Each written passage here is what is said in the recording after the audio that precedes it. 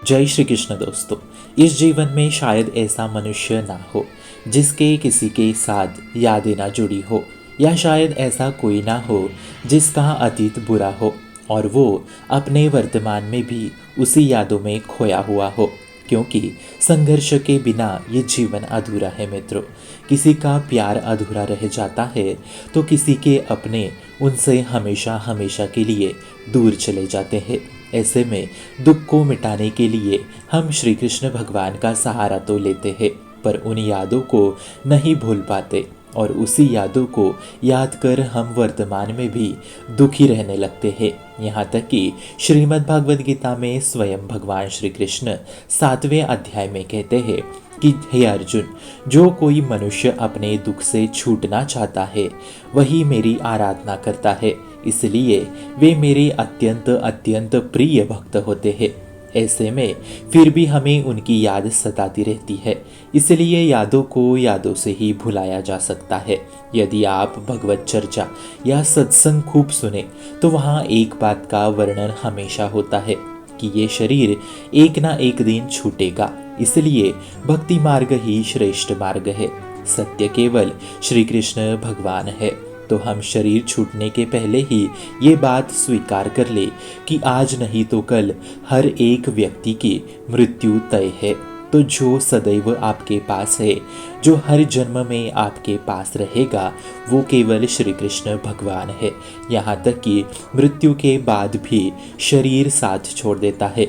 यदि आप मन में ये बात बिठा लो तो आपको किसी के छूटने का दुख नहीं होगा। गोस्वामी तुलसीदास जी रामचरितमानस में कहते हैं कि यदि आपको किसी मनुष्य की स्मृति यादें भुलानी हो तो उसे भगवान के स्मृति में, भगवान की यादों में खो जाना चाहिए, तभी हम किसी को भुला पाएंगे, वरना किसी को भुलाना अशक्य है।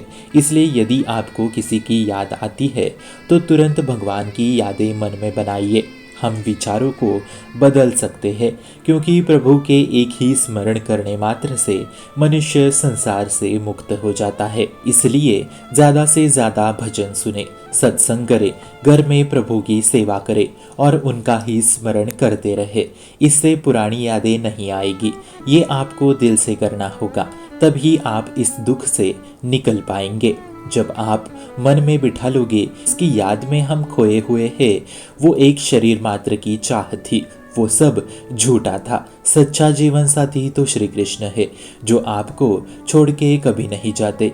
थोड़ा कठिन हो सकता है मित्रों, पर प्रभु पे भरोसा रख के कुमार अवस्था से ही चिंतन में लग जाइए, ये आसान होगा। इसलिए शरणागति सर्वश्रेष्ठ है। जैसा भी हूँ प्रभु आप ही का हूँ।